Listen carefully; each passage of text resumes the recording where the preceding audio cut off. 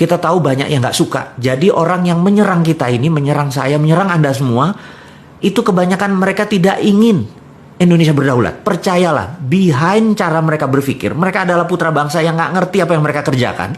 Mereka mengkritik aja bisanya tanpa solusi. Jadi yang mereka takut kita melawan UNCLOS. Mereka takut kita menerapkan MMT. Mereka takut kita menjalankan TINA. Sehingga Indonesia menjadi berdaulat. Sehingga Indonesia lebih besar dari Cina, Indonesia lebih besar dari Amerika. Mana mau? Di belakang mereka itu adalah provokator-provokator yang pro negara tadi, yang mereka sendiri tidak tahu menjadi pion-pion dari prinsip-prinsip bernegara asing tadi. Jadi ke depan apa yang dilakukan? Kita harus menyatakan bahwa kita harus punya sistem baru. Sistem baru. Kenapa?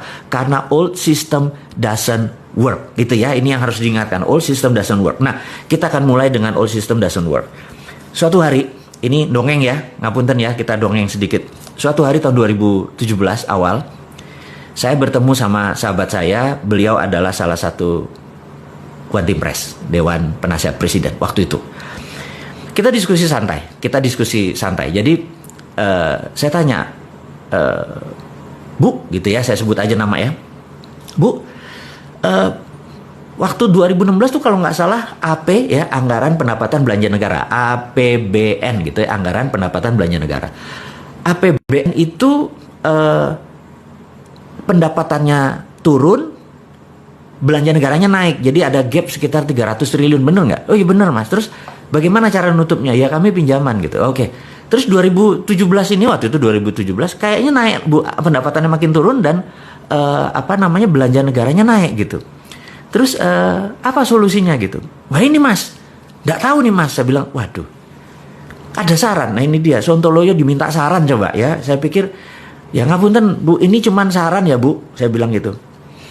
Saya ini kan punya tanah Bu, gitu ya. Nggak besar, sekian hektar gitu di Pasuruan. Tapi kebetulan tanah ini di sekitarnya ada gas dari HCML, dari Husky Sinok Bu. Terus gimana? Saya tuh kepikiran Bu, gimana kalau kita buat smelter, karena udah ada tanah, ada gas, gimana kalau kita buat smelter? Smelter apa Mas? Smelter Freeport Bu, copper smelter. Loh, kan sekarang Freeport kirim ke Okinawa, kirim ke Sumitomo. Iya Bu. Jadi gini Bu, saya bilang, tolong terbitin yang namanya DMO. DMO adalah singkatan dari Domestic Market Obligation. Oke, demo ya. Jadi kalau kamu dapat demo gini, saya bilang kalau saya dapat demo, maka domestic market obligation itu terjemahannya adalah gini, Freeport tidak boleh mengekspor koper konsentratnya sampai kebutuhan domestik terpenuhi, gitu ya. Itu peraturan WTO, jadi domestic market obligation. Jadi begitu kita membangun koper smelter tadi, kemudian pegang DMO, maka Freeport harus mengisi dulu ini, baru dia ekspor. Nah, saya ini kan termasuk orang yang nggak setuju diekspornya bahan mentah koper doang. Padahal di dalam koper konsentrat tadi itu kan ada gold, ada platinum, ada uranium dan lain sebagainya. Gitu ya. Ini. Nah, kemudian apa yang dilakukan oleh DMO ini? Jadi dengan adanya DMO Bu, saya bilang gitu ya, dengan adanya domestic market obligation, saya bisa nyari pinjaman. Modalnya berapa? $2 billion. Mas punya 2 billion, punya Bu. Wah ini kan agak gila, punya 2 billion gimana caranya gitu. Gini Bu, dengan DMO, saya minta 1 juta koper konsentratnya Freeport tidak dikirim tapi masuk ke pabrik kita akan bangun dengan sekitar 30 triliun. Investasinya sekitar 2,2 billion US dollar waktu itu. Duitmu dari mana? Gini Bu, nanti kan kita akan menghasilkan 100 ton emas per tahun. Dikalikan 20 tahun kan 2 ton. Nah Bank Indonesia ambil yang 2 ton tadi sebagai jaminannya, lalu Bank Indonesia terbitin bond Bu, bond. Jadi Bank Indonesia nggak usah keluarin duit, terbitin aja bond selama 20 tahun ke depan nilainya $6 billion. Nah dengan bond $6 billion itu Bu, saya ke pasar internasional saya bisa cari duit untuk membangun 2,2 billion. Jadi saya moderat, modal dengkul urat Bu, gitu. Oh ibunya ngakak gitu ya. Oke saya paham. Nah dengan demikian kita 2 ton emas tadi, kita bisa printing money Bu. Ibu bisa nyetak seperti sekarang deh 5 kali lebih banyak dari printing money dan kita nggak berhutang gitu ceritanya. Oh aku paham katanya, aku paham gitu ya. Jadi Itu adalah prinsip saya berkontribusi. Tapi terus ada proposal. Maaf, ada proposal. Ada Bu, saya udah lihat siapin 1 lembar. Oke, nanti saya diskusikan hal ini gitu ya. Nah, sahabat, singkat semua. Saya pamit dan nggak lama kemudian, sebulan, 2 bulan lewat, saya tanya, Bu, gimana usulannya? Nggak bisa karena keluar PP nomor 1 tahun 2017 tentang IUPK iya udah saya paham. Saya bilang lanjut deh, saya bilang itu nggak apa-apa karena itu pilihan bernegara. Jadi sekali lagi sistemnya berbeda. Jadi saya cuman mengingatkan bahwa kita pernah mengusulkan bahwa menggunakan kekuatan Freeport. Jadi jangan diambil Freeportnya, tapi diambil kemanfaatan produknya, yaitu gold. Dengan gold inilah kita printing money. Itu prinsip saya. Tapi sekarang lebih memilih mengambil Freeportnya, pakai pinjaman hutang, dan kemarin utangnya saya nggak tahu gimana bayarnya karena Freeport juga produksinya nggak terlalu bagus. Utang investasi kita nggak balik-balik. Saya nggak ngerti. Sekali lagi, kalau saya punya muscle knowledge berbeda, ilmu pengetahuan saya berbeda, cara strategi berbisnis saya berbeda, lebih baik saya membangun membangun copper smelter di Indonesia, di mana hasilnya sekitar 500.000 limbah dari itu diambil petrokimia Gresik dan itu bisa menerbitkan urea. Jadi produk ini sebenarnya sangat integrated, tapi sekali lagi saya udah lewat. Saya cuma menceritakan bahwa sahabat semua, ini hanya membuktikan bahwa old system doesn't work, alias sistem lama itu nggak bekerja. Kita mau challenge. Apakah jarak orang kaya sama orang miskin sekarang mendekat dengan old system? Enggak kan?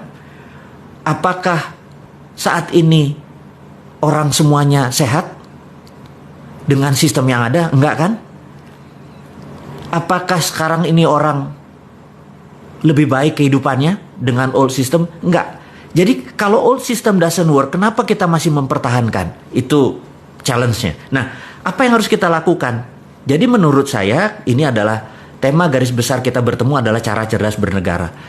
Cara cerdas bernegara adalah ubah sistemnya. Tapi kita harus konstitusional ya, bukan ngelawan terus menggunakan perusahaan. Enggak. Itu bukan anak milenial. Anak milenial itu santuy, seru gitu ya. Dan kita juga caranya dengan mempromosikan prinsip-prinsip kita bahwa kita akan menjalankan TINA, kita akan menjalankan printing money, kita akan menggunakan potensi geopolitik dan geostrategi negara kita. Dan ini adalah kekuatan anak bangsa. Sekali lagi, bukan bergantung pada asing. Saya adalah orang yang tidak setuju dengan printing money. Pinjam uang. Capek minjem uang itu. Anda tahu ya, bayangin misalnya saya punya usaha gitu ya. Modalnya itu kan pasti pinjam. Dan ternyata kerjanya adalah untuk bank. Capek kerja kayak gitu. Jadi seharusnya kan bagi hasil gitu ya. Baik sahabat semua. Jadi kita ke depan adalah mempromosikan aset based loan. Saya ini hari ini nggak fit banget ngomongnya salah semua. Kita akan mempromosikan project based loan, bukan aset based loan. Kita akan menjalankan TIARA, there is other reasonable alternative atau dedolarisasi. Kita nggak mau bergantung pada dolar. Salah satunya adalah tool yang kita bangun. Jadi sahabat semua, saya merasa pertemuan kita tidak usah panjang-panjang. Yang penting poinnya kita dapat. Jadi ke depan saya akan banyak mengajarkan tentang yang lebih detail lagi, cara cerdas bernegara. Hari ini kita hanya membicarakan karena santai, karena kita akan mulai bentar lagi PSBB akan dibuka. Saya pikir kita akan mulai business as usual. New normal Anda akan praktekkan dan Anda udah tahu itu apa new normal gitu ya. Kalau nggak tahu Anda lihat aja si Sunda Empire, itu udah dari dulu menceritakan tentang new normal gitu ya. Joke sedikit boleh di ujungnya, jangan serius-serius amat gitu ya. Jangan kayak para buzzer serius gitu yang ngeliatin Bosman mau jadi presiden gitu. Lupain, Bosman nggak mau jadi presiden. Tapi followernya Bosman atau orang yang mendengarkan Bosman pasti bisa jadi presiden gitu ya. Sahabat semua, saya ucapkan di akhir kata ini adalah mohon maaf lahir batin sekali lagi. Waktu kita hanya sebentar saja, 30 menitan cukup. Mudah-mudahan kita bisa mendapatkan saripati pelajaran hari ini. Di mana hari ini saya ulangin lagi, kita harus berani melakukan regulasi baru tentang orang yang lewat selat dan perairan di Indonesia. Harus kita ambil pajak atau ambil asuransi. Kedua, kita akan menjalankan printing money dan lain sebagainya. Sahabat, saya nggak lama-lama, saya sekali lagi hanya akan fokus di pelajaran hari ini adalah old system doesn't work.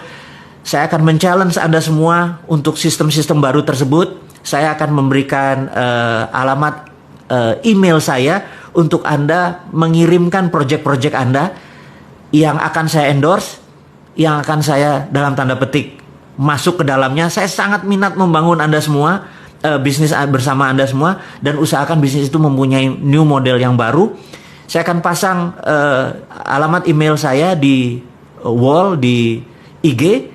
Akhirul kalam, terima kasih buat Anda semua, sukses buat Anda semua, sehat buat Anda semua, semangat buat Anda semua, cintai NKRI ini, jangan pernah lelah mencintai negara kita ini, jangan pernah lelah dan jangan menuduh apapun kepada siapapun.